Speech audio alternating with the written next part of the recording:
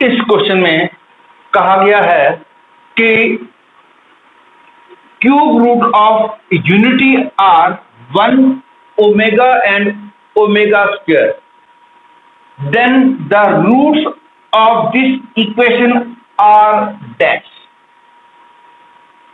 मतलब कि इस इक्वेशन के रूट्स निकालने हैं।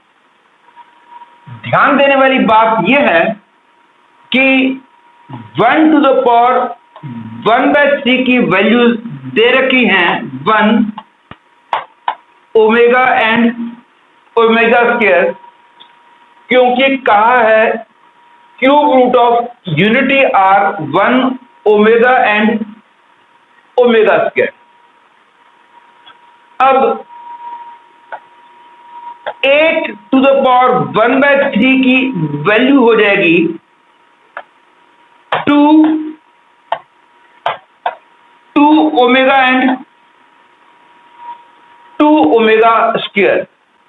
For example 1 to the power 1/2 की वैल्यू होती है +-1, तो 4 टू द पावर 1/2 की वैल्यू हो जाती है +-2 and so on.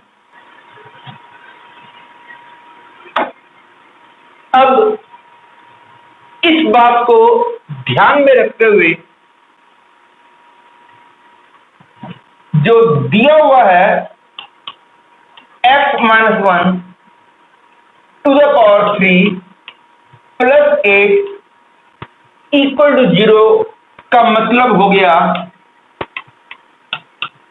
x-1 to the power 3 = -8, that is x-1 = -8 to the power 1/3।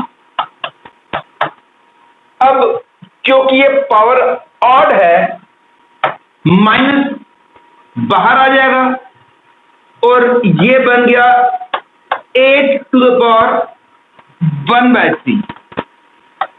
तो x-1 की वैल्यू आ गई -2 omega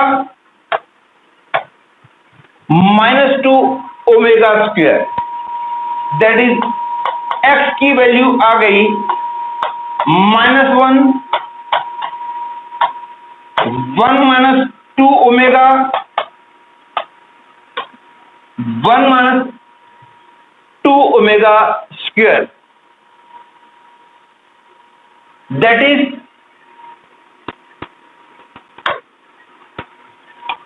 C choice becomes the correct choice। इस क्वेश्चन में कहा गया है कि Z1 and Z2 are two non-zero complex numbers such that mod of Z1 plus Z2 equal to mod Z1 plus mod Z2।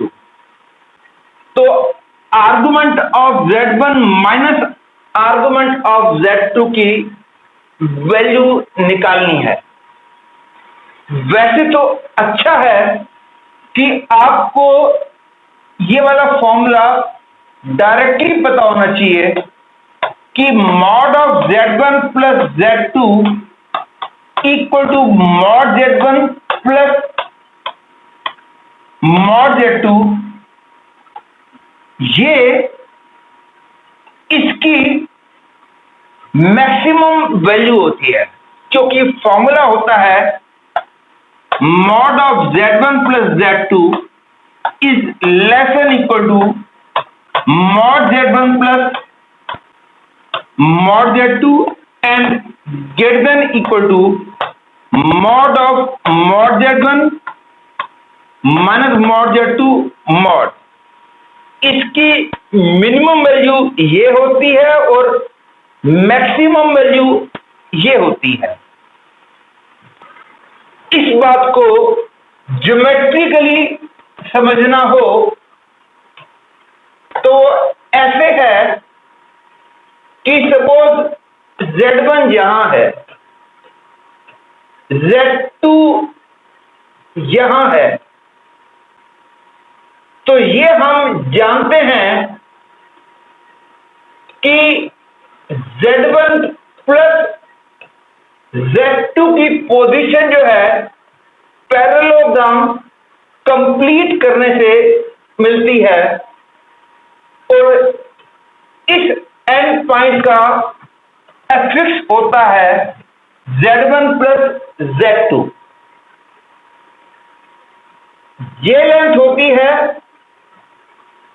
Mod of Z1 plus Z2, ये length होती है, ये लेंथ होती है mod of Z1 minus Z2।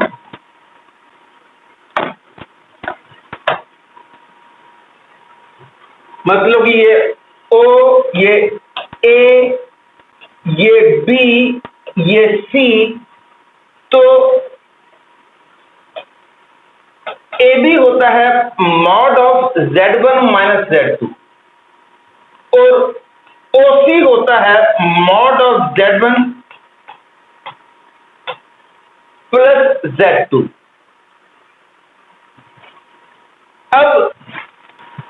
अब ये वाला formula पता होना चाहिए और दूसरी बात पता होनी चाहिए कि ये अपनी मैक्सिमम वैल्यू के बराबर तब होता है जब ये वाला एंगल जो है वो जीरो हो जाए। दैट इज ये वाला एंगल जीरो होने का मतलब argument of Z1 is equal to argument of Z2।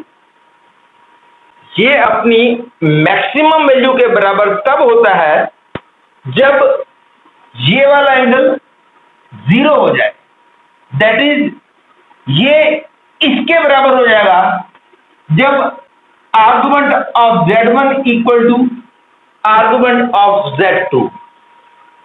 ऐसे ही ये भी याद रखना चाहिए कि ये अपनी मिनिमम वैल्यू के बराबर तब होता है जब ये वाला एंगल जो है वो पाई होता है।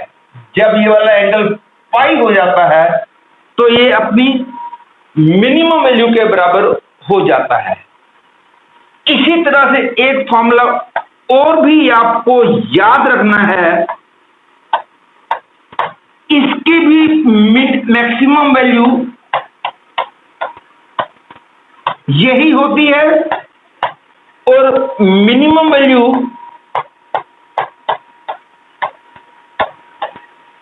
ये होती है। मैक्सिमम वैल्यू ये और इसकी मिनिमम वैल्यू ये, दोनों की मिनिमम और मैक्सिमम सेम होती है। बस फर्क इतना है कि ये अपनी मैक्सिमम वैल्यू के बराबर तब होता है जब ये वाला एंगल पाई हो जाता है और ये अपनी जब ये पाई होता है तो ये अपनी मिनिमम वैल्यू के बराबर होता है और ये अपनी मैक्सिमम वैल्यू के बराबर होता है। और जब ये एंगल जीरो होता है दैट इज ये दोनों बराबर, जब ये वाला एंगल जीरो होता है तो ये अपनी मैक्सिमम वैल्यू के बराबर होता है और ये अपनी मिनिमम वैल्यू के बराबर होता है। ये सारी बातें आपको याद रखनी है। मेन बात बस ये है, जो ये सारी बातें बताई हैं उनका मेन बात ये है कि दोनों फॉर्मूले याद रखने हैं और ये भी याद रखना है कि किस कंडीशन में ये अपनी मैक्सिमम वैल्यू के बराबर होता है और किस कंडीशन में ये अपनी मिनिमम वैल्यू के बराबर होता है। सिमिलरली दिस, अब यहां पे ये कंडीशन दे रखी है, दैट इज ये वाली बात दे रखी है, यहां पे इक्वलिटी है, और यहां पे इक्वलिटी आने का मतलब ये वाला एंगल 0 और एंगल 0 का मतलब argument of Z1 equal to argument of Z2. तो I get the conclusion that the value of this becomes 0. That is, C choice becomes a correct choice. अब ये दोनों बातें कई बच्चों को याद रखना थोड़ा सा डिफिकल्ट लगता है। फॉर्मूला तो याद रख लेते हैं, लेकिन ये याद रखना मुश्किल लगता है उनको कि कब ये अपनी मैक्सिमम वैल्यू के बराबर होगा और कब ये अपनी मिनिमम वैल्यू के बराबर होगा। सिमिलरली दिस, अब मैं आपको एक जनरल केस बता देता हूं, उससे आपको कभी भी ये वाला एंगल निकालना हो किसी और सिचुएशन में भी, जरूरी नहीं कि ये वाली सिचुएशन हो, किसी भी सिचुएशन में ये वाला एंगल निकालना हो। ये वाले एंगल का मतलब argument of Z2 minus argument of Z1। Argument of Z2 minus argument of Z1 मतलब ये वाला एंगल। कभी भी ये वाला एंगल निकालना हो तो कैसे प्रोसीड करते हैं, मैं ये बात बताने वाला हूं। एक्चुअली इस एंगल को मैं थीटा बोल देता हूं। हमने पता लगाना है कि ये इसके बराबर कब होगा। अब मैं मैथमेटिकली कर रहा हूं। ये बात याद रख लो कि mod of Z1 plus Z2 whole square की value mod Z1 square plus mod Z2 square plus 2 into mod Z1 into mod Z2 into cos theta होता है। ये वाला फॉर्मूला याद रख लो। Similarly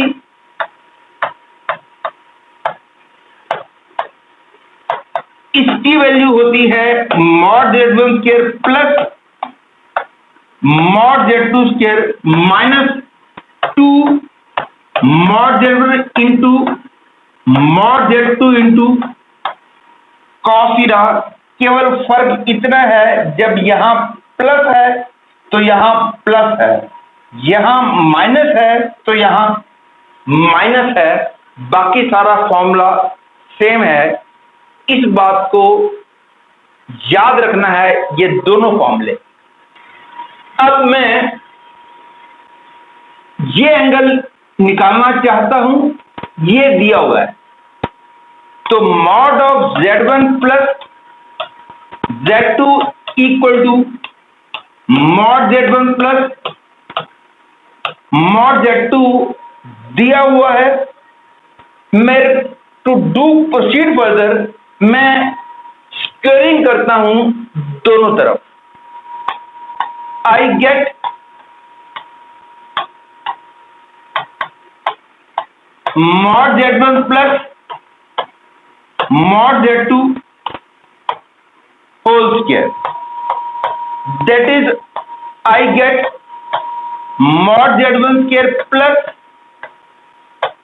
mod Z2 square plus 2 into mod Z1 into mod Z2 into cos theta, theta यही है, is equal to mod Z1 square plus mod Z2 square plus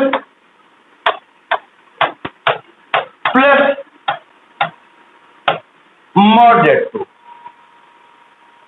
और इसके आगे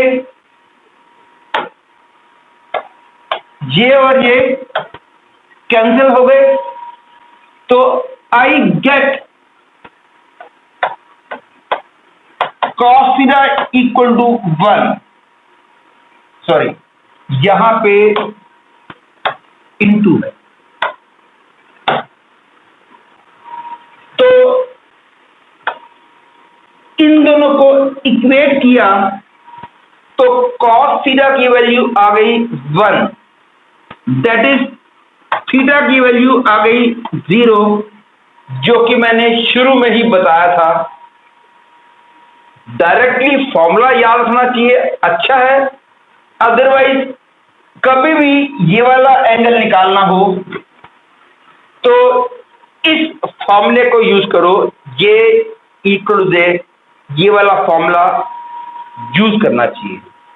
तो आंसर आया 0। ये वाला एंगल 0 का मतलब argument of Z2 minus argument of Z1 का मतलब ये वाला एंगल, और ये वाला एंगल क्या आया है 0, therefore C choice becomes the correct choice। फिर इस क्वेश्चन को मैजिकल मेथड से करना हो तो बिल्कुल ही आसान होता है। मैंने पहले भी कई बार बताया है कि हर एक एग्जाम में कुछ क्वेश्चन ऐसे जरूर आते हैं जिनको हम मैजिकल मेथड से आसानी से कर सकते हैं, चाहे वो जेई मेन का हो, चाहे वो जेई एडवांस हो या एनडीए हो या कोई भी दूसरा एग्जाम हो। इवन मैजिकल मेथड का यूज आप फिजिक्स केमिस्ट्री में भी कर सकते हो। मैजिकल मेथड में जो बार बार यूज कर रहा हूं, इसके लिए आपको मेरा मैजिकल मेथड का वीडियो लेक्चर अटेंड करना होगा to get the complete crystal clear picture of using magical method। अब मैं पहले भी कई बार बोल चुका हूं, मैजिकल मेथड का मतलब हम कोई ऐसी सिचुएशन लेते हैं जो बिल्कुल सिंपल सिचुएशन हो और गिवन कंडीशंस सेटिस्फाइड हो रही हो। मैं इसको सेटिस्फाई करवाने के लिए मैं वैल्यूज ऐसी लेता हूं जिससे कि ये कंडीशन सेटिस्फाइड हो। तो क्लियर है, Z1 को कोई भी पॉजिटिव रियल नंबर 2 ले लो, Z2 को 3 ले लो, Z1 Z2 are any two non zero complex number. ध्यान देना, 2 and 3 are also complex number। ध्यान रखना, ये they are complex numbers because 2 can be written as 2 plus 0 iota। अब इन वैल्यूज ने इस कंडीशन को सेटिस्फाई किया है, तो आर्गुमेंट ऑफ Z1 हो गया that is 2 0, argument of Z2 वो भी 0, तो 0 minus 0 is 0, therefore directly I can say C is the correct choice, क्योंकि ये भी 0 ये भी 0। देखा आपने कि हमने कितनी आसानी से इसको मैजिकल मेथड से कर लिया। मैजिकल मेथड बहुत ही अच्छा मेथड है। इवन वो क्वेश्चन जिनको आप मैजिकल मेथड से भी कर सकते हो और नॉर्मल मेथड से भी कर सकते हो, तब मैं आपको मैजिकल मेथड लगाने की सलाह दूंगा, क्योंकि मैजिकल मेथड से करने में टाइम भी कम लगता है और कैलकुलेशन कम होने के कारण कैलकुलेशन मिस्टेक होने के चांसेस भी बहुत कम हो जाते हैं। तो in this way this question I have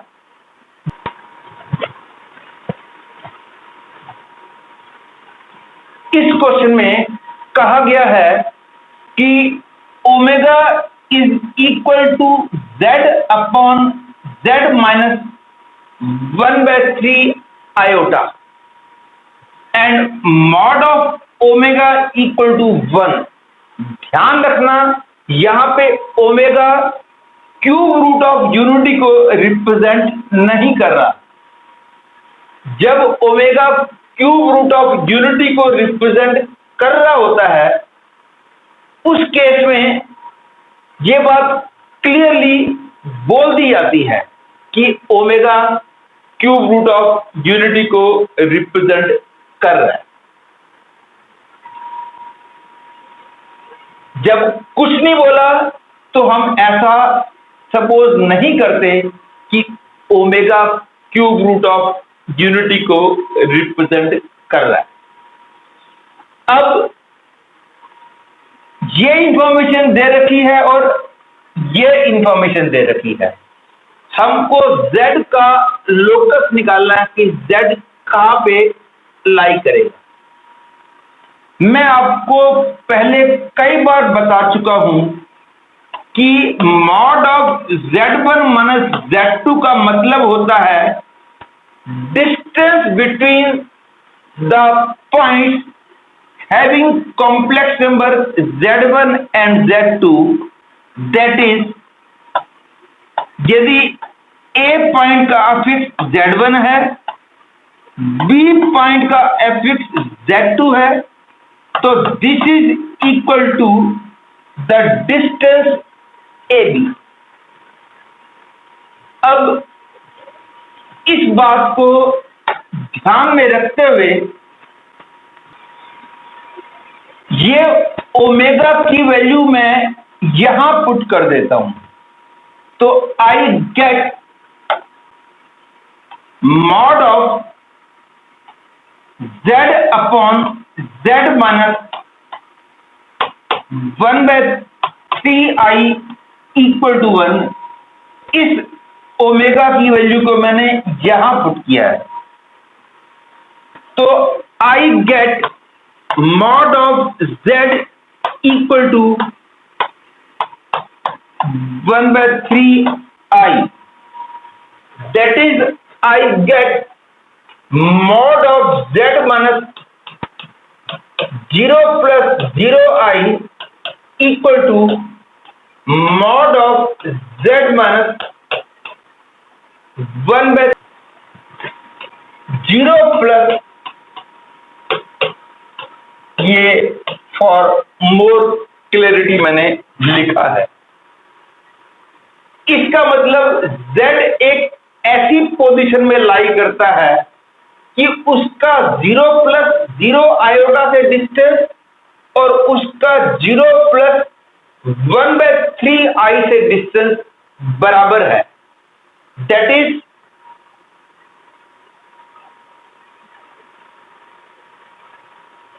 zero plus 0i is somewhere here. 0 plus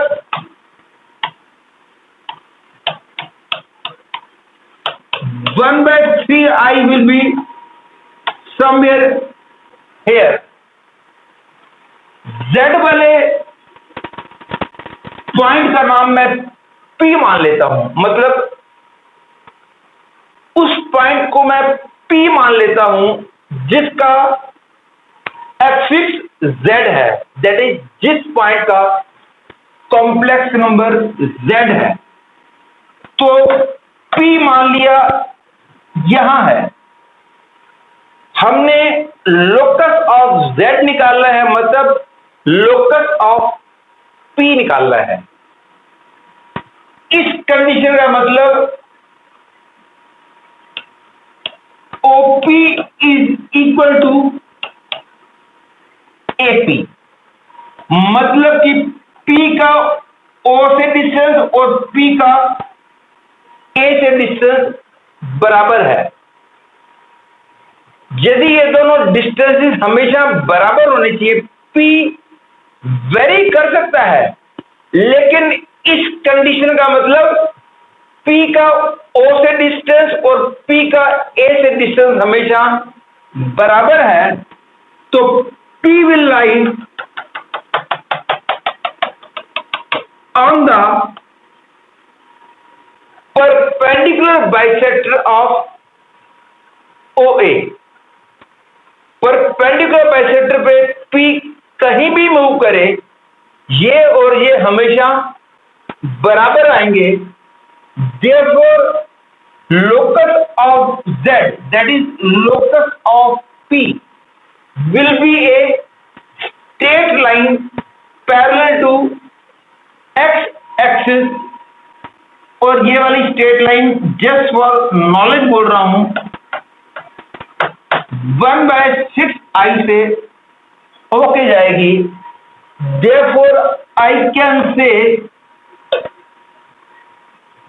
C choice becomes the correct choice। इस क्वेश्चन को लगभग सारी बुक्स ने मैथमेटिकली किया है। Z को x प्लस yi मानने के बाद, जो कि एक लेंथी वे है, that is not absolutely a good way. This is the proper way of doing the question.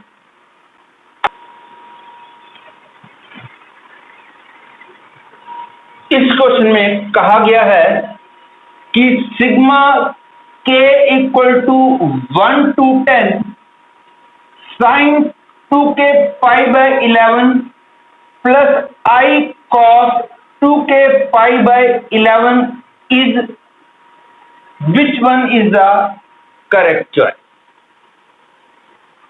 To do this question,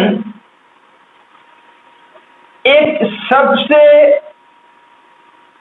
घटिया मेथड, लेकिन फॉर नॉलेज, क्योंकि उस मेथड का यूज कहीं और कर सकते हो, वो वाला मेथड यहां पे अच्छा नहीं है, क्योंकि एक्चुअली इस क्वेश्चन को बहुत छोटे तरीके से भी कर सकते हैं, लेकिन मैं उस तरीके से भी इसलिए करूंगा क्योंकि उसमें जो कॉन्सेप्ट है, आप उस कॉन्सेप्ट का यूज किसी और जगह पे कर सकते हो जहां पे उस कॉन्सेप्ट से क्वेश्चन ज्यादा आसान बन रहा हो। प्रेजेंटली उस वे को यहां यूज करना अच्छा नहीं होगा, क्योंकि बेटर वे एग्जिस्ट करता है। लेकिन फिर भी मैं कॉन्सेप्ट बता रहा हूं, वो ये है कि sine alpha plus sine alpha plus beta plus sine alpha plus 2 beta up to sine alpha plus n-1 beta, that is sine लिखा हुआ है और एंगल जो है वो एपी में है। This is equal to sine of, याद रखने का तरीका है, first angle plus last angle by 2।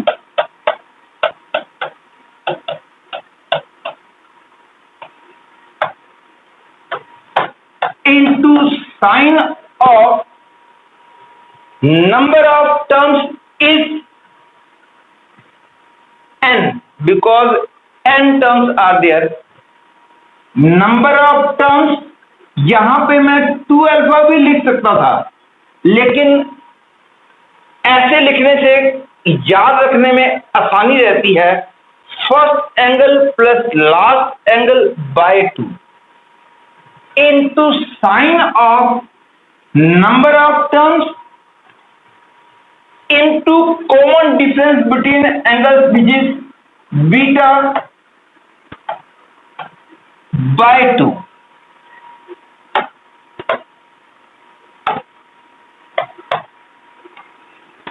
whole upon of common difference between angles and by 2। ये वाला फॉर्मूला आपको याद रखना है, इसका हम यूज करते हैं फर्दर मैथमेटिक्स में। इस फॉर्मूले को और एक दूसरा फॉर्मूला भी बता रहा हूं, उसमें है साइन की जगह यहां कॉस है, दैट इज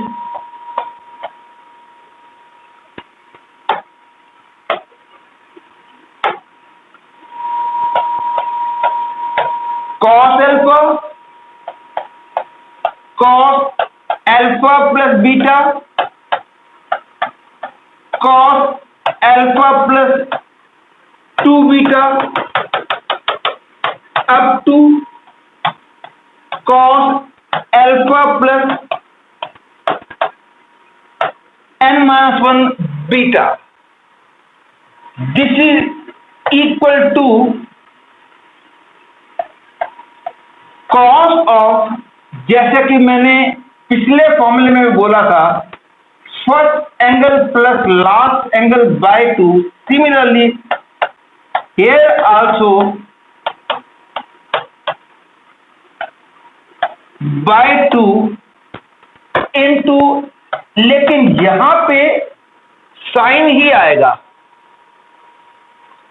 कॉस में है सारे, तो यहां पे साइन की जगह कॉस आ जाएगा, लेकिन यहां पे साइन ही रहेगा, दैट इज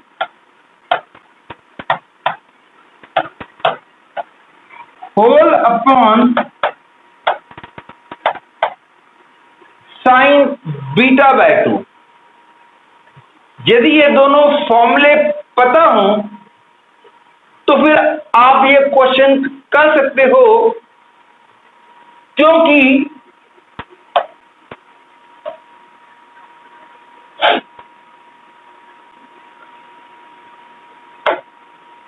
यदि आप इसको ओपन करते हो तो you will get sine 2π/11 plus i cos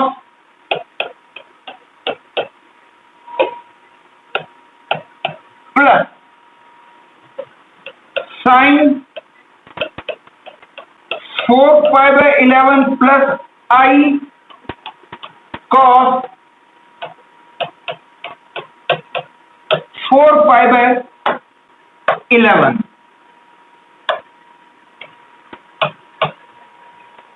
अब k की वैल्यू 3 रखी तो आया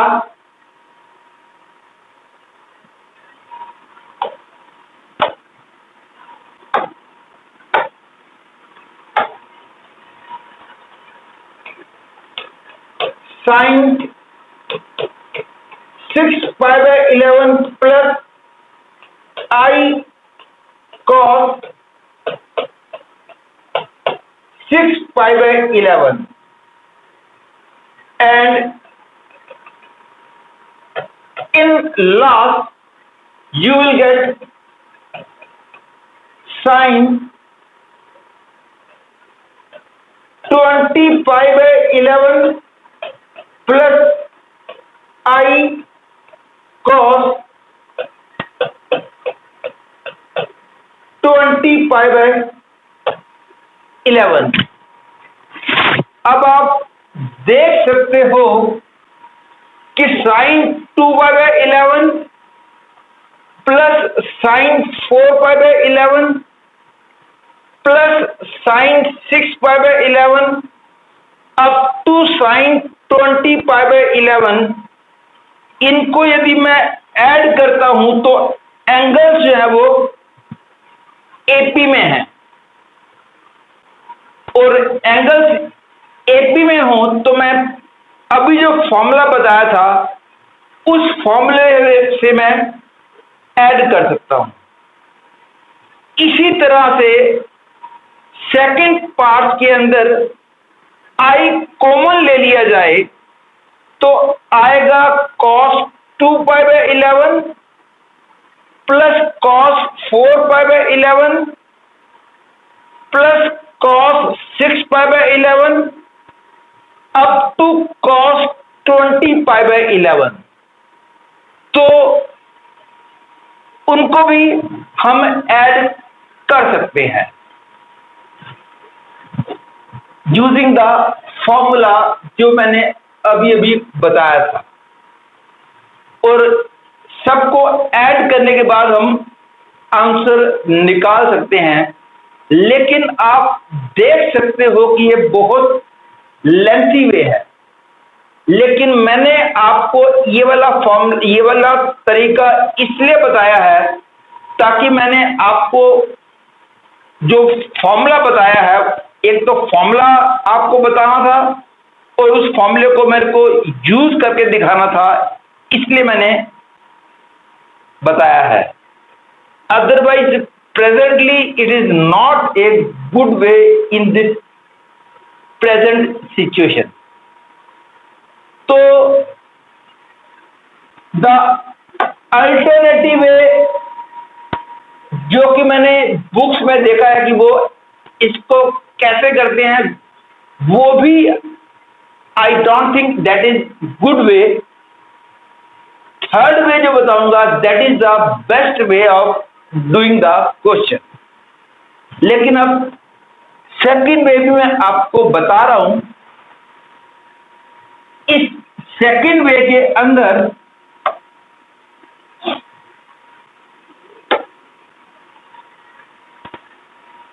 ये बात ध्यान दो, आई कैन राइट k = 1। इसमें से यदि मैं i कॉमन ले लेता हूं, i कॉमन क्यों ले रहा हूं? क्योंकि एक्चुअली मैं फॉर्मूला यूज करने जा रहा हूं e⁻i θ = cos θ plus I sin θ and e⁻ - I θ = cos θ minus I sin θ। ये दोनों फॉर्मूले में पता होने चाहिए, इनको मैं यूज करने जा रहा हूं। मैं इसमें से I कॉमन ले लेता हूं। पता होना चाहिए कि 1/i की वैल्यू -i होती है। I कॉमन ले लिया तो I get cos 2k π/11 minus I sin 2k π/11।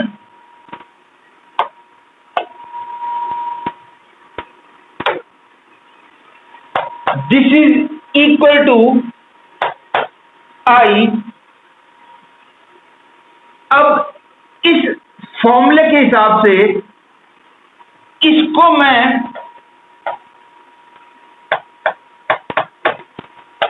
लिख सकता हूं e⁻ -i 2k π/11 that is equal to I। अब k की वैल्यू 1 2 3 4 रखें तो बन जाएगा e⁻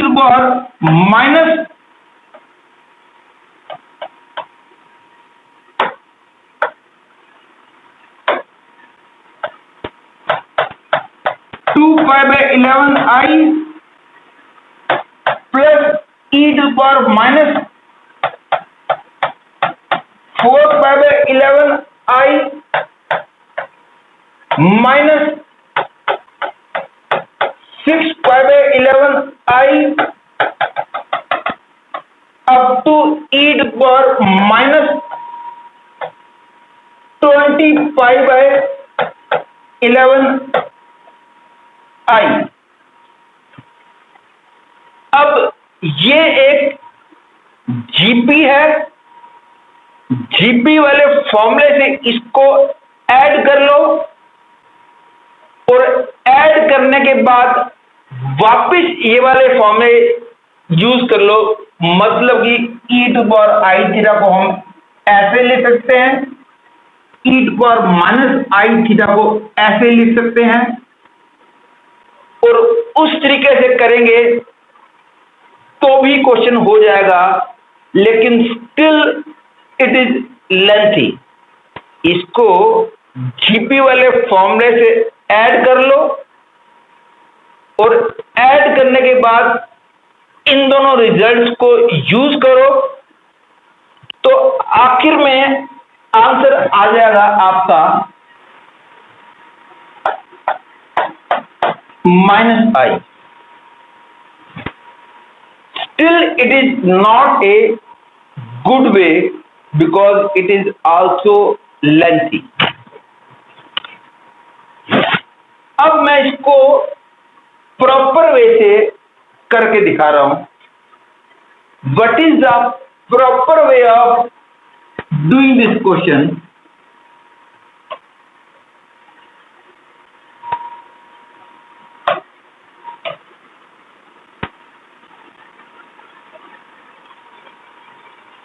प्रॉपर वे के लिए आपको एक कॉन्सेप्ट याद रखना चाहिए कि 1 टू द पावर 1/n की n वैल्यूज होती हैं। जैसे कि 1 टू द पावर 1/3 की 3 वैल्यूज होती हैं, 1 omega and omega square. Similarly 1 to the power 1/n की n वैल्यूज होती है। ये याद रख लो, इसकी जो n वैल्यूज होती हैं उन सारी वैल्यूज का सम हमेशा 0 होता है। जैसा कि इस क्वेश्चन में भी आप देख सकते हो, पता होगा आपको कि 1 प्लस ओमेगा स्क्वायर 0 होता है। सिमिलरली जनरल में भी 1 टू द पावर 1/4 की वैल्यू आपको पता होगा, 1 आई माइनस आई और -1, इसकी 4 वैल्यूज होती हैं। इन सब का सम भी आप देख सकते हो कि 0 है। इस तरह से 1 टू द पावर 1/2 की 2 वैल्यूज होती हैं, 1 और -1, सम 0। 1 टू द पावर 1/5 हो तो 5 वैल्यूज आएंगी, लेकिन उन सब पांचों का सम 0 होगा। That is in general 1 to the power 1/n की n वैल्यूज का सम जो है वो 0 होता है। इस बात को ध्यान में रखते हुए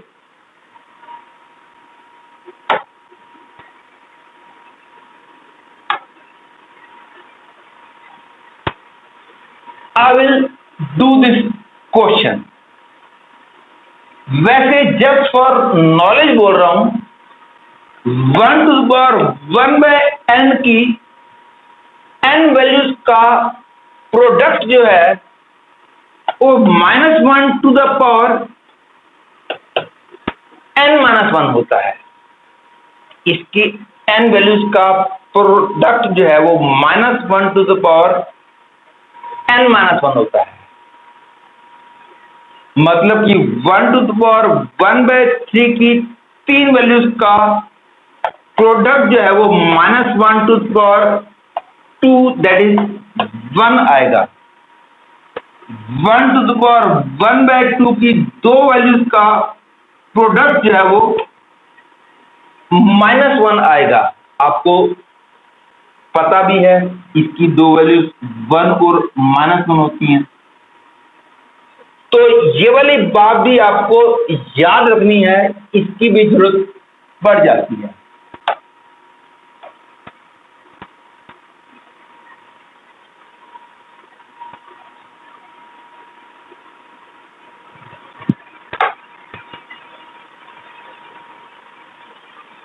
मैं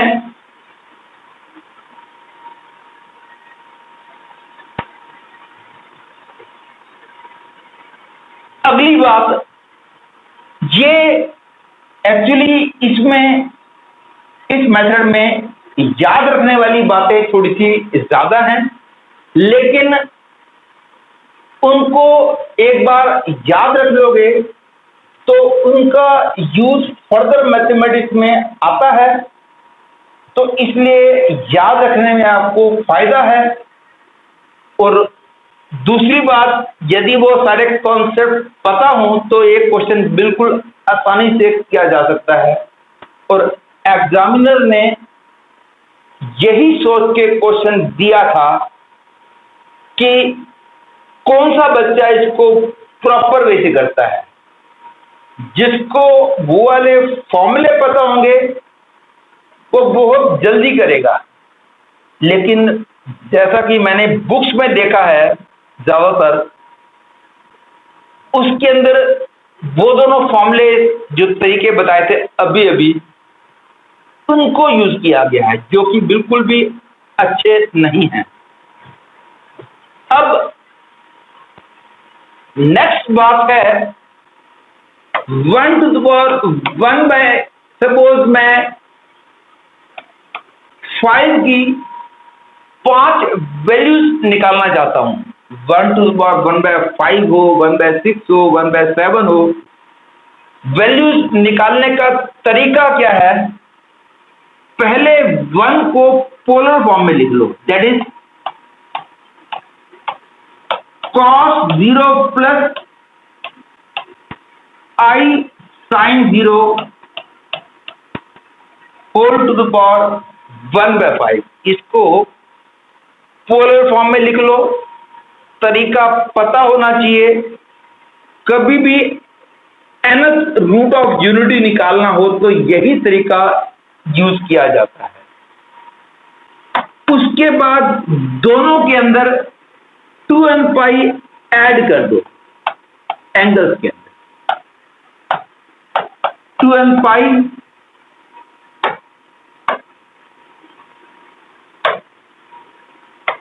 plus I sin 2n pi whole to the power 1 by 5।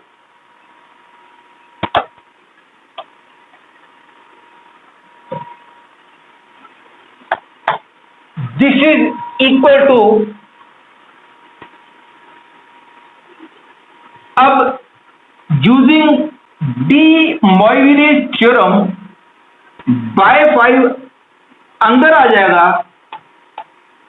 आपको डी मोइविरेज थ्योरम पता होगी,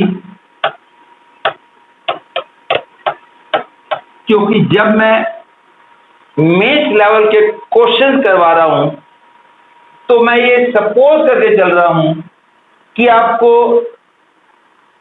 थ्योरी मेंस लेवल की क्लियर है। फिर भी ज्यादातर जगह पे मैं कॉन्सेप्ट को रिवाइज करवा देता हूं, लेकिन जो बातें बहुत ज्यादा ऑब्वियस हैं, दैट इज बोर्ड लेवल की बातें हैं, उनको मैं सपोज कर लेता हूं कि आपको पता है।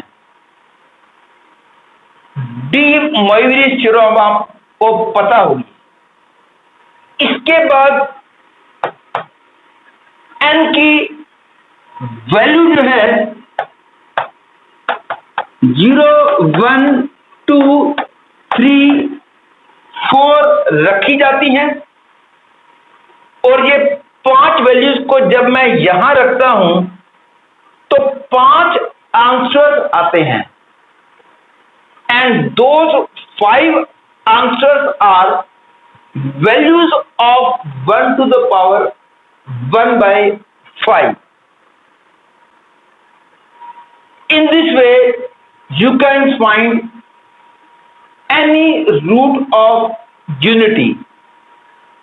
ये क्लियर है, 1 by 5 होगा तो अपॉन में 5 आ जाएगा, 1 by 7 होगा तो अपॉन में 7 आ जाएगा।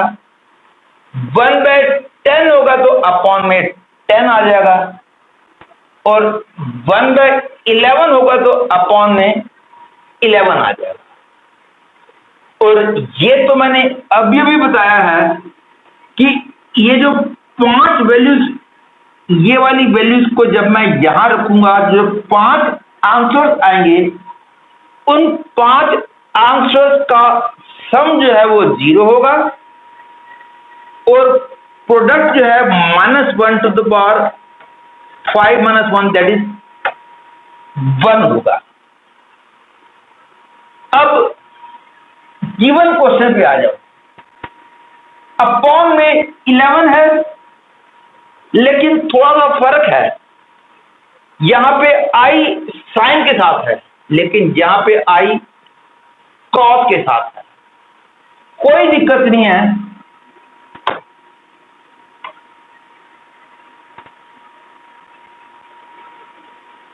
अब मैं क्वेश्चन करने जा रहा हूं।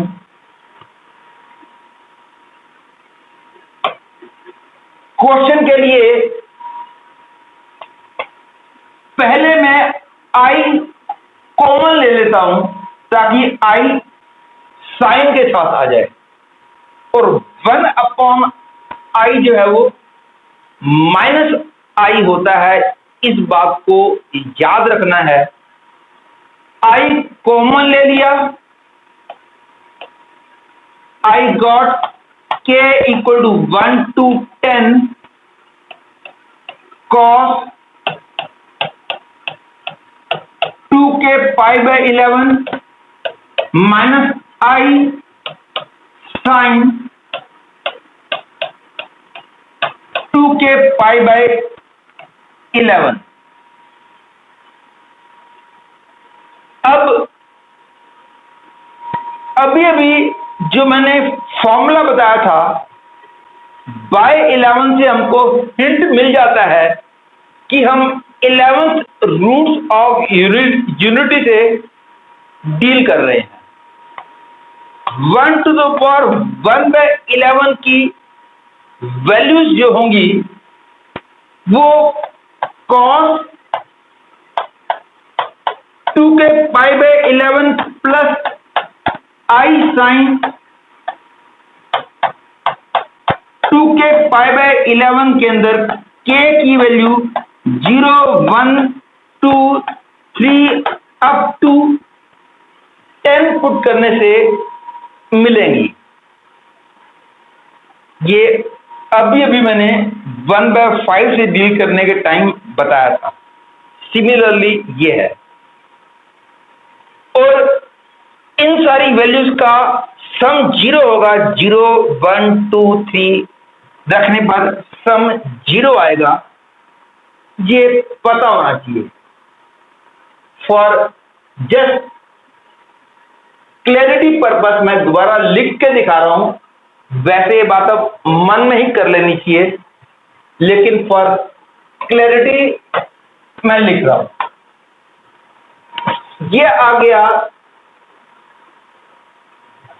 k की वैल्यू 0 लिखी, 0 plus i sin 0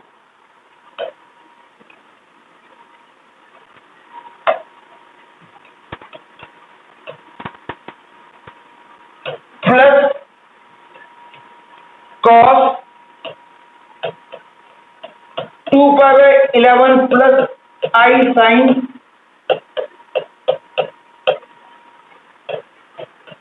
and so on up to cos 20 π/11 plus i sin की वैल्यू 0 आएगी। ये मैंने अभी बताया है, क्योंकि इसकी 11 वैल्यूज का सम 0 होता है। ये पहली वैल्यू है, ये दूसरी वैल्यू है, ये आखिरी वैल्यू है। अब इनका सम जो है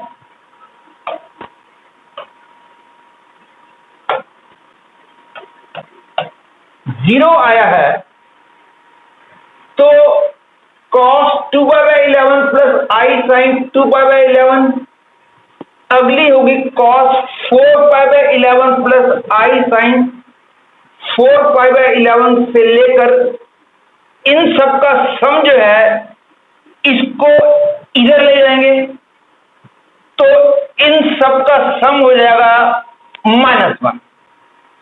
that is I will get cos 2π/11 plus I sin, फिर plus cos I sin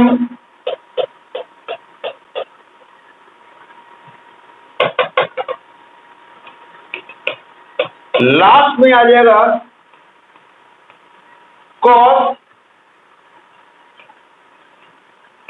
20π/11 plus I sin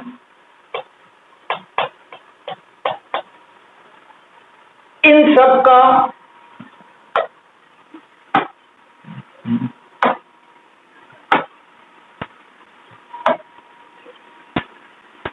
सम जो आ जाएगा दैट इज इक्वल टू आ जाएगा -1, क्योंकि मैं इसको राइट साइड में ले गया हूं।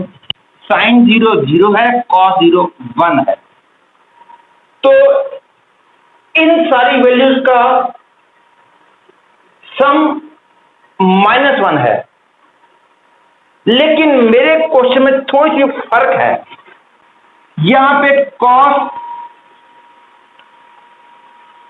2π/11 बीच में k की वैल्यूज रखेंगे तो बीच में सारे में माइनस आएगा, जबकि इनमें सब में बीच में प्लस है। लेकिन कोई दिक्कत नहीं है, किसी भी कॉम्प्लेक्स इक्वेशन के अंदर दोनों तरफ कंजुगेट लेना अलाउड है। तो taking conjugate on both sides, cos 2π/11 minus I sin 2π/11, cos 4π/11 minus I sin 4π/11 up to cos 20π/11 minus I sin 20π/11। -1 का कंजुगेट तो -1 ही होगा। तो इसका मतलब यह हो गया कि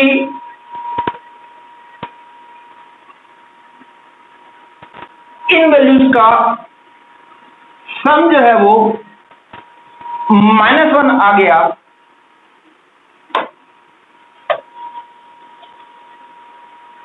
तो